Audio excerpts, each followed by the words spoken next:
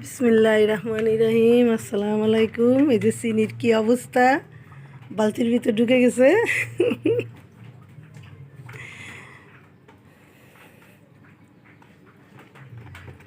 বুঝতেছে না কি কাহিনী।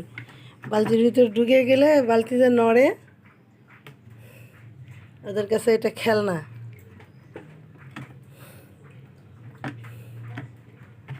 এই যে আবার ঢুকে গেছে, ওর কাছে এটা একটা নতুন খেলনা।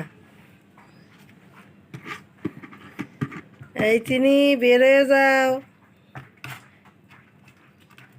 এবার ভয় পায়, ভয় পেয়ে আবার বের হয়ে যায়। এই যে দুইজনে মিলে কি করতেছে।